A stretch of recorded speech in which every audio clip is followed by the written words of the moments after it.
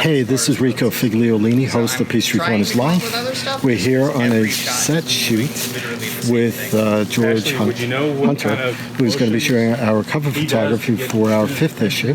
And today he happens to be shooting cosplays. And when he told me he was doing that, because I'm such a nerd, I said, can I come out and do some interviews?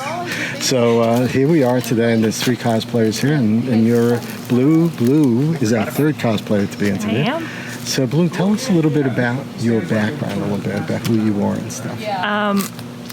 Well, I don't know if it looks not terribly much to tell. I'm just like a regular person, a little bit of a nerd. Gotta have to be to be a cosplayer. I've been in theater pretty much my whole life. That actually led to my cosplay addiction, I guess you could call it.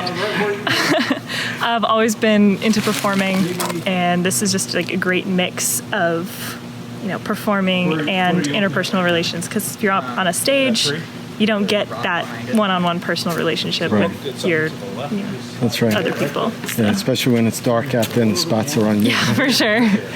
So what got you into cosplay? How old were you when you got into it?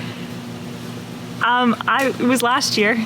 Nice. Yeah, Okay. I'm a very, very new cosplayer. Wow, okay. My first con was Dragon Con of 2018. Wow. So this past Dragon Con was my 4th con, period, ever. So how'd you like the first? Well, obviously you liked the first one. I liked it a lot.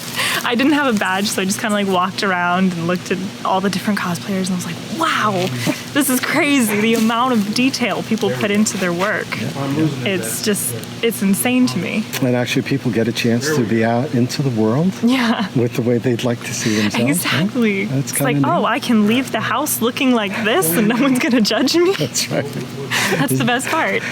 That is the best part. Imagine doing this if you weren't big in cosplay. People would be like, wow, what? Where'd you go? I mean, yeah. I've gotten that kind of reaction too. Well, especially when people might not recognize a character. Yeah, or if you look like this and you go and you stop and pump gas or something. Some kids looking at you, are you okay? So, who are you? I know. Don't ask, don't look at me. So when you first got, after the first convention, you got into cosplaying, what was the first character you thought you'd be good at doing that you took on? My first cosplay that was meant as a cosplay was a modern twist on a gender bend Anakin Skywalker. That's a lot of adjectives. Yes. So explain that a little bit for the audience that may not realize. So a gender bend is a character that is, for example, in canon or in the universe that they're from, a male. Right. But since I personally prefer cosplaying females, I will change the gender of that character to fit me. Okay. As opposed to, I think the way Jonathan explained it, as opposed to Jonathan doing a cross cosplay. A crossplay, yes. A crossplay, which is different. I have tried a couple of those. I'm not very good at them yet. That's why I stick to gender bending, because all of my characters, for some reason, all of my favorite characters seem to be male. Really? Okay. And those are the ones that I connect with and feel like an urge to cosplay. Okay. But I'm not good at presenting myself as a male yet. So like my makeup's not good. Okay. Yeah. So I'm just like, oh, well, we'll just gender bend. So what were you at Dragon Con this year? This year I had a lineup of, it was actually this exact outfit on the first day. Then I did a battle-worn Robin, like Batman's partner. Oh, okay. But like post-battle, so there's blood, bruises, everything. There was a lot of makeup that day. Okay. Drama. There was Daredevil. I did Loki from the beginning of Ragnarok. Okay. And then the last day was a fantasy Bakugo, which is another character from this same universe. Right. But I'm trying to picture which one that was. it's the blonde explosion boy. Yes. Yeah, and all of those are gender bend because it's just kind of who I am. Okay. That's neat. That's cool. Yeah. And so, what's the reactions you get when you're out there? I mean, have you met a lot of a lot of people doing this that you may not have met? How does that feel? Yes. How does that work? It's really validating. It really is, because a lot of people, like in my family, don't really understand, don't really get it, why I'm putting, time, effort, money into this when I could be doing something, more productive. And I'm like, you have to have fun, right? So, yeah, going to cons has been the most amazing experience, because you get to meet all of these other people who are just as passionate about the same stuff as you are. And you can share tips, you can share tricks, how to make your cosplay, go up that next level by doing this kind of makeup technique versus that one. It's just... So it's almost like you're doing the talking shop. Oh, yeah. There's always that. I was talking with Danger, with Jonathan, earlier about leatherworking, because I want to start getting into that and being able to use, leather as a new medium. Sure. And he knows a lot more than I do, so we've been talking how to stamp leather, how to mold it. That's a whole artistry in itself. I think my youngest son wanted to do something like that, so we bought heat gun, we bought some felt and stuff like that. He was trying, I was helping him a little bit. So it's a tough thing to do that. It is. And to put it into an outfit. It's not like you're just making a shield. I mean, if you're making a whole outfit, you're going to be taking notes. You got to learn a pattern, you got to put it together. And I've been really, really lucky, actually, because my mom has done costuming for theater around town. And so there is, there is some theater there. Oh, there's a ton of theater. I didn't know that. I'm just thinking, so your family? Yeah, my whole family has been into the theater at one point or another. Okay. I actually basically dragged everybody in my family in at one point or another. But my mom and my grandma have done some sewing, some costuming for theater, but they also used to sew my clothes when I was younger, because first of all, it's cheaper. You get what you want, how you want it, and I was a lanky child, so it was hard to find clothes that fit right. You weren't getting the hand-me-downs, I guess. Yeah, but because of that, I learned a lot about sewing, and was able to put that into my cosplay world. And so do you feel satisfaction when, I think every cosplayer does, but when you finish it and you're done with it, how does that feel? It's amazing. You walk around, you're like, I did this. This was all me. And you can go to the conventions and share that. People can understand what that means then. That's good. Yeah. That's good.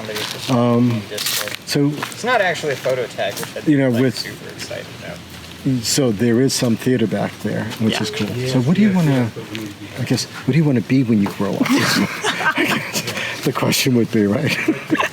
Well, what I want to eventually get into doing is acting, modeling, and hopefully, fingers crossed, cosplay as a career. Okay. Because those are just... I tried at one point to move away from performance arts and just, see where else life would take me. Right. And I didn't realize how much of a hole that left in my life until I came back to it. And that sounds really cheesy. But it's the only way I can explain it.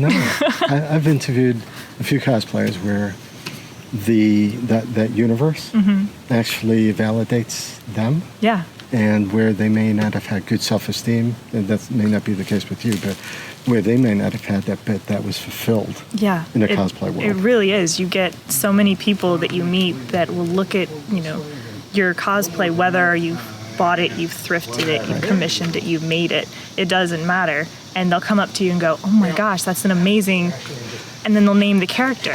And that right there, naming that character, you're like, I did it. Yes. It can be, this cosplay is obviously completely not canon.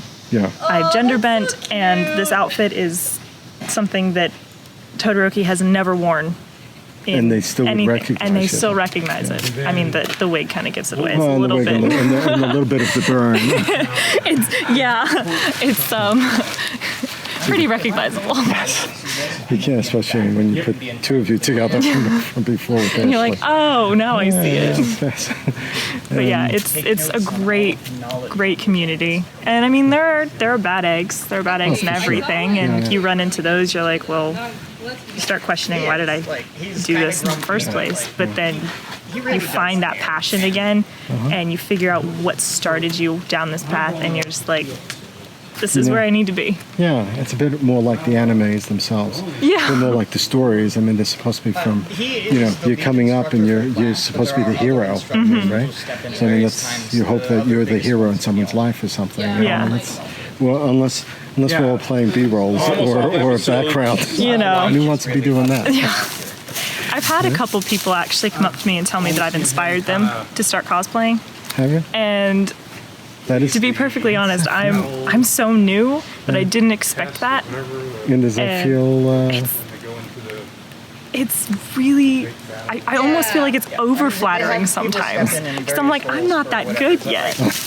But it's such a great feeling to be able to help someone decide that they want to explore that side of their personality, the weeb side, if you will. The weeb, the nerd, yeah, whatever you want to call it. Just say that's okay. You shouldn't be ashamed of that, and go and live your life the way you want to. Yeah. There's no reason to be ashamed of stuff like this. And it's a much better obsession than like drugs or something. Yeah. Yes. Who needs an opioid addiction? No one needs that. All my money's going into cosplay. How can a parent be wrong? Right? Yeah.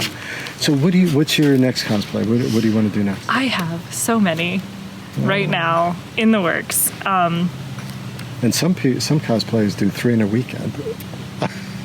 I've done that. Have you? Yeah. When I had started preparing for Dragon Con, I had 2 cosplays that I was going to be bringing, my Fantasy Bakugo and Loki. And those other 3 were added like 2 weeks beforehand. How'd you do it? Man, you had to really work hard. Yes. I mean, this outfit I had in my closet. This wig I had already. I painted the hat though, so that was a little bit of work. Okay. But I'm also the type that I'll be working on something and I'll go, okay, I need this done. I have this much time until the next con that I'm planning to wear it. Right. And then I'll go and hang out with my friends, for example, and go and watch the Muppet movie, for example, and leave the theater and go, I need to cosplay Animal. Like, I need to. Really? And so I have most of that done, and I have no reason to have it done. It's kind of a problem, but most cosplayers that I talk to have that same problem. You're just like, you bounce one thing to another. Right. Well, then when the passion's there, you want to just keep going and that stops. Oh, yeah. And if you learn a skill like leather, you're like, well, can you put leather on, or what's in leather? Yeah. I have so many plans for leather. Sure. So which one's your next convention you're going to? Next one is Anime Week in Atlanta.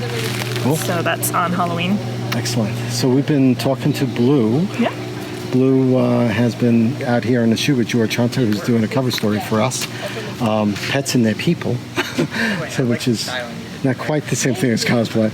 But when I heard George was doing this, I said, I have to go out there and interview some cosplayers. So this has been great. Blue, I appreciate your time. Thank you.